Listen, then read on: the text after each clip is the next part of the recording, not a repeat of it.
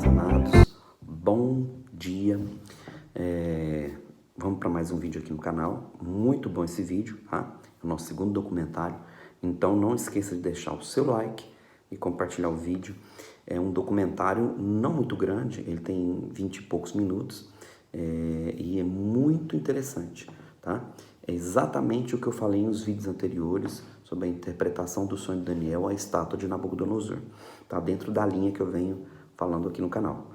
E é bom esse documentário porque ele pega uma linha histórica bem precisa, né? E dentro da profecia bíblica, dentro do sonho de Nabucodonosor, que Daniel interpreta, e na realidade o sonho é uma profecia, ok? Então, sem mais delongas, né? Acompanhe o vídeo, excetuando uma parte do vídeo que eu não concordo, que é na realidade um pedacinho lá que você vai ver que aponta para a teoria heliocentrista copernicana, né? Tirando isso, o vídeo é muito bom, é excelente e vai edificar a nossa vida e a nossa fé, ok? Então, sem mais delongas, né? Assista o vídeo aí até o final e você vai ser bem edificado, ok? Um abraço, shalom e fique na paz. Viaje no tempo para descobrir como os eventos da história do nosso mundo sugerem que não estamos sozinhos no universo e que o nosso pálido ponto azul tem um propósito.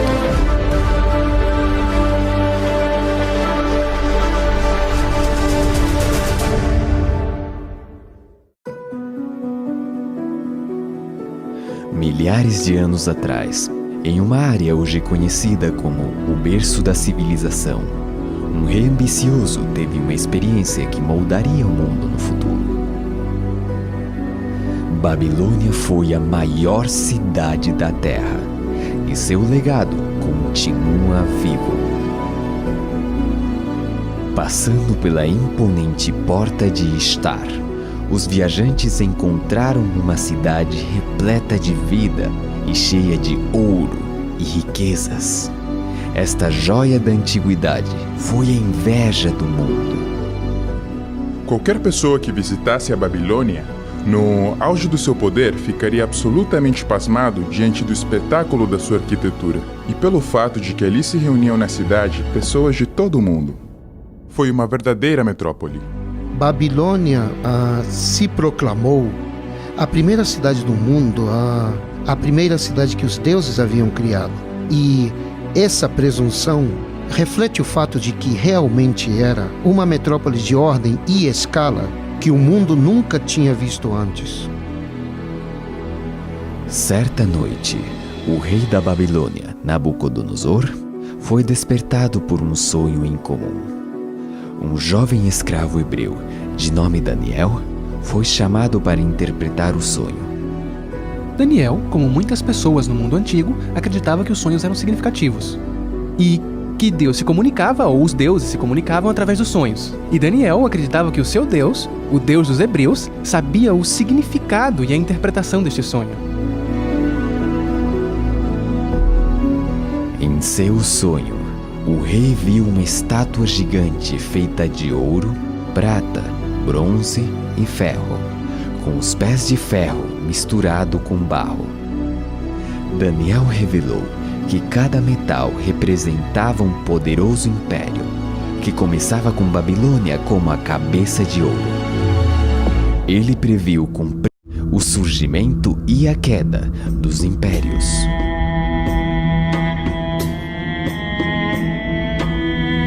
Mas que evidência há de que Daniel escreveu sobre estes eventos antes deles acontecerem? Os manuscritos do Mar Morto contêm seções do livro de Daniel e são datados do século II a.C. O historiador judeu Joséfo conta que os escritos de Daniel foram apresentados a Alexandre o Grande quando visitou Jerusalém no século IV a.C. E os estudiosos têm demonstrado que o aramaico usado no livro de Daniel se encaixa perfeitamente ao aramaico do VI século a.C. A primeira vez que ouvi falar sobre este sonho, devo admitir que estava cético. Me refiro a que é difícil acreditar que mais de 2000 anos de história humana foram antecipadamente relatadas num sonho de somente 150 palavras. E eu fui confrontado com a ideia de que ou estamos lidando com algo que poderia ser uma farsa, uma mentira, ou algo sobrenatural está em jogo. Daniel havia predito que um império representado pelo peito e braços de prata se levantaria para conquistar Babilônia. No auge do domínio babilônico, Daniel predisse que se levantaria um reino inferior.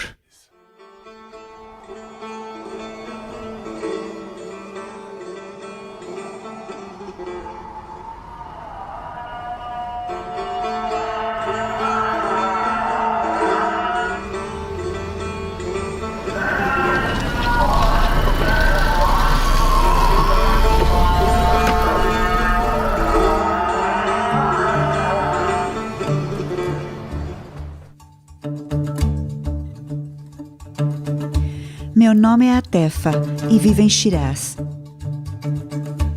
uma das cidades mais bonitas do Irã, conhecida por seus jardins e seus poetas. No meu tempo livre, adoro tirar fotos.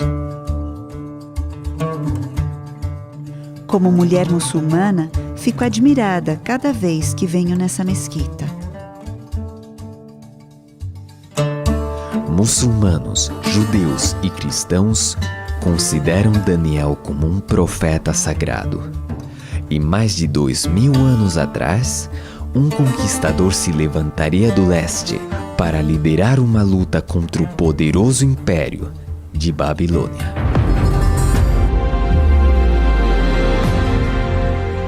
Por alguns anos antes da queda de Babilônia, os babilônios sabiam que o rei do que eles chamavam Parso ou Pérsia, um homem chamado Ciro, estava conquistando grandes partes do mundo além das suas fronteiras. Depois de se unir com seus vizinhos, os medos, Ciro liderou os 2 exércitos em uma série de vitórias famosas, consolidando seu nome como uma estrela em ascensão. Mas essa ascensão não estaria completa sem a conquista de Babilônia. Heródoto retrata Ciro como o modelo de um grande conquistador e Babilônia como a maior conquista de Ciro, o prêmio supremo. E era o prêmio supremo porque era o osso mais duro de roer. Babilônia era uma poderosa fortaleza. Suas paredes maciças, de fosso profundo, e imponentes portões impossibilitavam a conquista de qualquer força invasora. Confrontados por muralhas que não podiam ser violadas, as tropas persas identificaram o rio Eufrates como ponto de entrada. Desviando a corrente rio acima, as tropas de Ciro puderam marchar ao longo do leito do rio, por baixo dos portões, até o coração da cidade.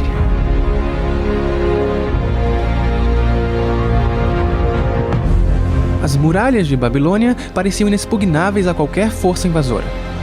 E ainda assim, em um dos grandes mistérios da história, a cidade de Babilônia caiu em uma única noite nas mãos de Ciro.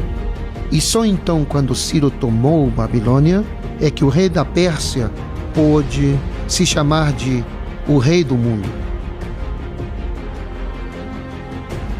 A conquista de Ciro lançou as bases para o Império Medo-Persa. Seus grandes complexos palacianos ainda podem ser vistos hoje. Quando percorro as ruínas dessas cidades antigas, sinto uma forte ligação com o passado.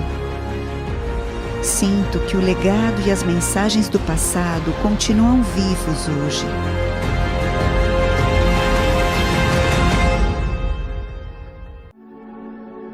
Depois de conquistar o que parecia ser o mundo inteiro, Ciro morreu em batalha. Sua tumba é um testemunho permanente do seu legado. Hoje, Ciro ainda é reconhecido como um dos maiores heróis do nosso país. O império que ele criou foi construído sobre a base do respeito pelos outros e um desejo de paz permanente. Eu acho que é algo que todos nós queremos.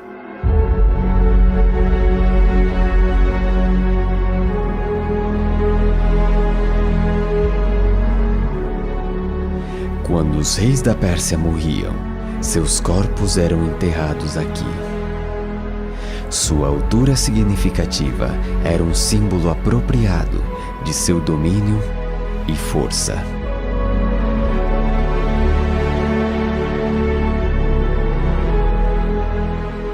Mas há uma tumba inacabada neste lugar. O último rei persa estava apenas começando o seu reinado, quando se deparou com um agente da profecia de Daniel. Um jovem e valente general das colinas da Macedônia havia posto seus olhos na Pérsia. O Império Medo-Persa havia conquistado Babilônia, tal como Daniel havia predito. Mas a seguinte predição de Daniel se refere ao surgimento de um terceiro império, um de bronze, que governaria sobre toda a terra.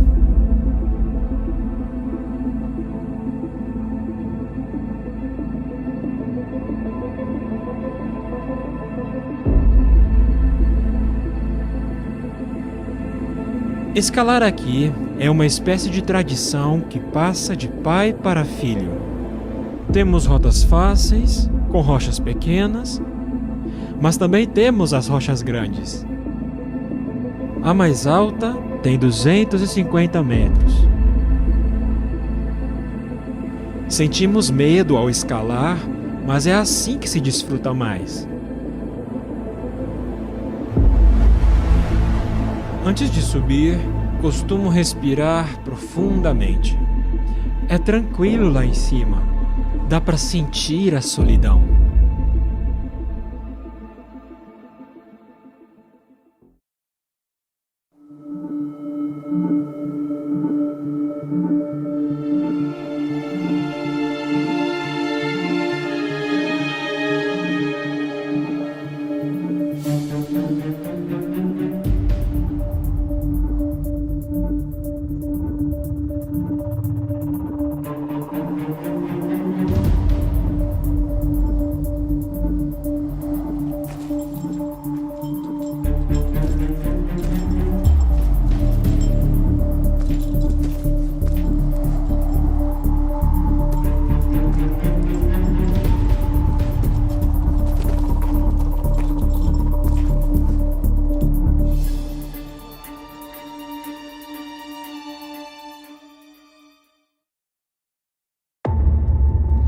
Hoje os mosteiros adornam os picos desses penhascos escarpados.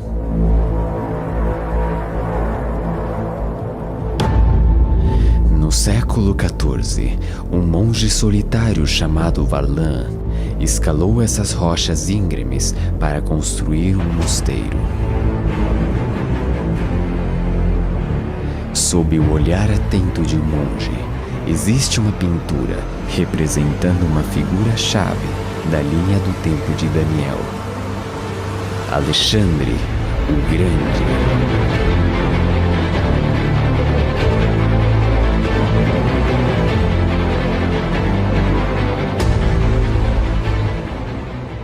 Alexandre nasceu no pequeno estado da Macedônia.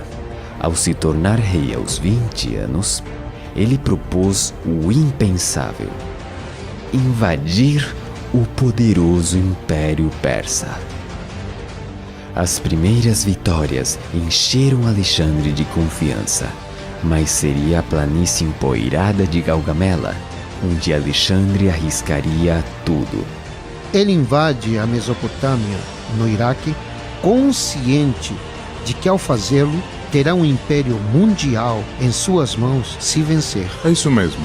Esta seria absolutamente a batalha decisiva, porque quem a vencesse continuaria sendo o rei da Pérsia ou o novo rei da Pérsia. O rei persa lhe enviou uma oferta de paz, dizendo: fique com a metade ocidental e me deixe com a metade oriental, e assim ficamos em paz. E Parmênio, um de seus generais, lhe disse: se eu fosse você, aceitaria a oferta. E Alexandre respondeu: se eu fosse você, eu aceitaria. Mas não era Alexandre. Era impossível para ele aceitar condições. Ele tinha que seguir em frente e alcançar seu objetivo. Em todas as batalhas que lutou, ele ia pela vitória, direto na jugular. Seu reinado se aproximava. Tudo dependia disso. Levando suas forças para o flanco direito, Alexandre forçou uma brecha na linha persa. Carruagens persas reagiram em direção à esquerda grega. Alexandre aproveitou a abertura e perseguiu o rei persa em retirada a cavalo. Embora em grande desvantagem, em solo estrangeiro, Alexandre comandou uma famosa vitória. Ele provocou a queda de um império e a ascensão de outro. O Império de Prata foi substituído pelo Império de Bronze, assim como Daniel disse que seria. Em certo sentido, Alexandre era um oponente terrível, manchado de sangue. E não deveríamos romantizá-lo. Ele matou muita gente e a sua grandeza se levantou no meio do sangue de muitas pessoas.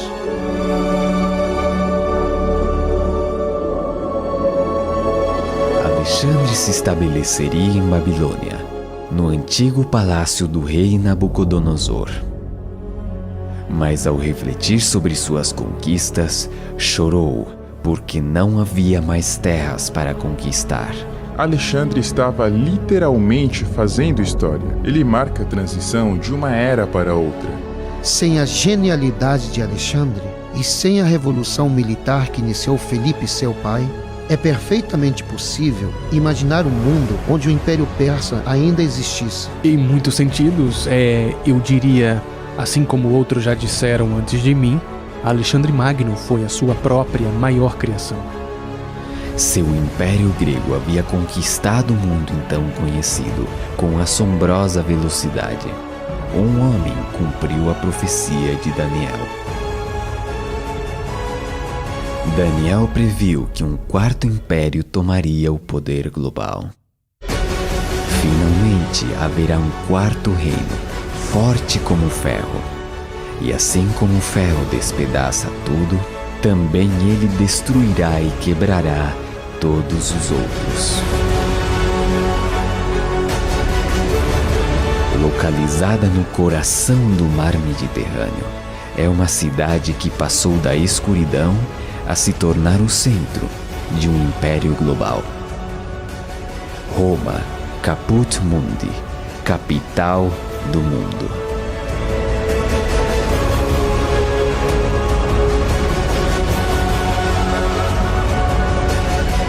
As maravilhas arquitetônicas continuam de pé, símbolos permanentes de força e ambição.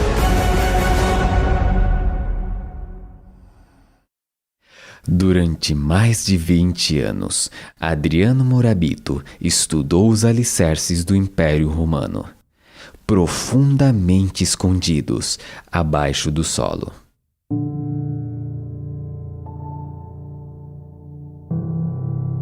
Muitas pessoas vêm a Roma para visitar o que está acima do solo, mas há muito mais abaixo da terra. Roma era uma mega cidade do passado. A grandeza do Império Romano é devido à rede de estradas que foram feitas para conquistar os diferentes territórios e à construção de aquedutos adequados para cada cidade. Foram construídos aquedutos que possibilitaram o crescimento da cidade. E também se construíram estradas, as quais foram essencialmente, em outras palavras, como uma espécie de rede através do território conquistado. Existe um ditado muito conhecido que diz que todos os caminhos levam a Roma.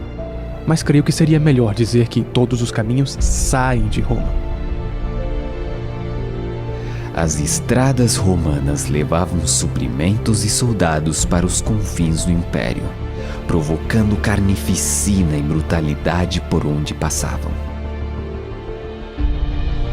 Quando as tropas ocidentais atacam, eles se gabam de quão poucas baixas foram infligidas. Quando Júlio César foi para Gália, ele se gabou de quantos havia matado. Mas o derramamento de sangue não estava restrito a terras estrangeiras. Os espectadores se reuniam no Coliseu para ver como milhares de pessoas eram assassinadas violentamente. Em muitos sentidos, a arena é a instituição romana por excelência. Esta foi uma expressão de sua virilidade e de sua superioridade sobre o mundo bárbaro e sobre o mundo natural.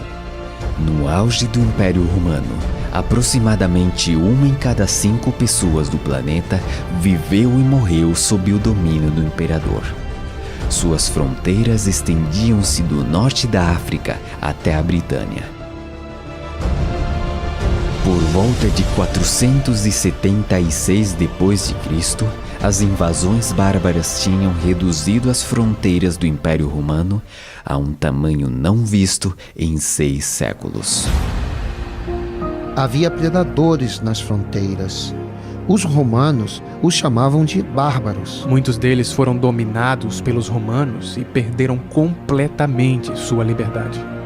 E obviamente se ressentiram e odiaram isso. Eles foram capazes de reagir e tomar posse de vastos territórios do Império Romano.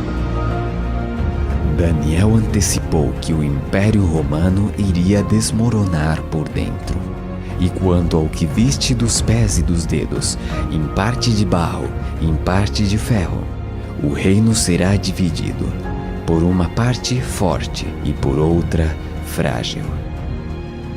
As tribos bárbaras dividiram o Império Romano, e essas novas nações estabeleceriam as bases para a futura Europa. Para os europeus, Roma era o fantasma que não desapareceria. E quando o imponente governo dos Césares desmoronou, havia pessoas que queriam restaurá-lo. De certa forma, poderíamos argumentar que o Império Romano nunca caiu realmente. E que nós, como europeus modernos, somos apenas os romanos atuais. A próxima predição de Daniel era que os reis e rainhas europeus procurariam reparar o império dividido por meio de alianças matrimoniais. Quanto ao que viste do ferro misturado com barro de lodo, misturar-se-ão mediante casamento, mas não se ligarão um ao outro, assim como o ferro não se mistura com o barro. À medida que o século XX se aproximava, muitos dos poderes políticos da Europa estavam vinculados por alianças matrimoniais. Mas as disputas familiares arrastariam a Europa através de 2 guerras mundiais. Milhões pereceriam à medida que líderes ambiciosos procurassem ressuscitar um império europeu. Determinados a nunca permitir que a Europa mergulhasse em outra guerra sangrenta, os líderes mundiais se uniram para assinar tratados de paz, abrindo caminho para o desenvolvimento da União Europeia, mas a tensão continua.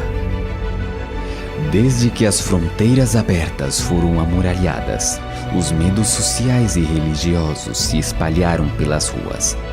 A desigualdade econômica, o desemprego crescente e o extremismo político estão ganhando terreno. Está claro, o ferro e o barro não se misturam. O sonho de Daniel contém 7 elementos proféticos: Babilônia, Medopérsia, Medopérsia, Grécia, Grécia, Roma, etc. E desses 7 elementos proféticos, 6 deles já aconteceram. Agora basta a força da lógica e das probabilidades que sugerem que, se 6 dos 7 elementos proféticos já ocorreram, é muito provável que o 7º também ocorra. Daniel predisse que o ouro da Babilônia passaria em mãos de outro. Que o império de Ciro chegaria ao fim.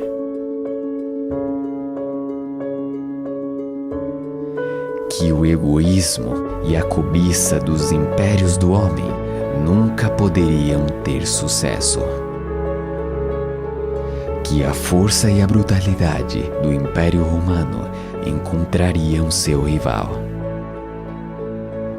Que suas fronteiras se fragmentariam, que seriam divididos internamente, e que os esforços para unir-se contra a palavra de Deus continuamente fracassariam. O elemento profético final é uma pedra cortada sem o auxílio de mãos. Essa é a maneira que Daniel expressa uma intervenção sobrenatural que golpearia a imagem nos pés de ferro e barro. Isso significaria o fim de todos os reinos terrestres e que Deus estabeleceria finalmente seu próprio reino eterno. Hoje, o nosso pálido ponto azul está posicionado no final da linha do tempo de Daniel.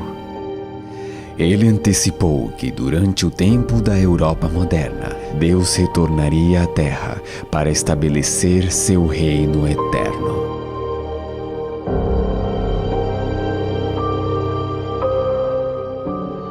A Terra é um palco muito pequeno em uma imensa arena cósmica. Pensem nos rios de sangue derramados por todos os generais e imperadores, para que, na glória desse triunfo, pudessem ser os senhores momentâneos de uma fração desse mundo. A profecia de Daniel une as esperanças da humanidade e revela um Deus que se tornou parte do nosso mundo. As últimas palavras de Daniel para o rei foram de que o sonho era certo e sua interpretação fiel. Nossas vidas são muitas vezes caracterizadas por coisas que não são certas nem confiáveis. Enfrentamos o futuro com ansiedade e confusão. Mas toda essa narrativa sugere fortemente que a história humana e nossa história pessoal estão indo em uma direção. Que na verdade existe um propósito, uma esperança e até mesmo um destino. Milhões se perguntam se há um Deus lá em cima, observando a nossa terra girar em direção a um futuro sem sentido. Mas em nenhum lugar a realidade de Deus é mais evidente do que nos escritos de Daniel. Sua extraordinária revelação da história dos impérios mundiais desafia a razão e o acaso. Ele fala da mão de Deus, guiando a história do nosso mundo e do próximo reino que há de se estabelecer.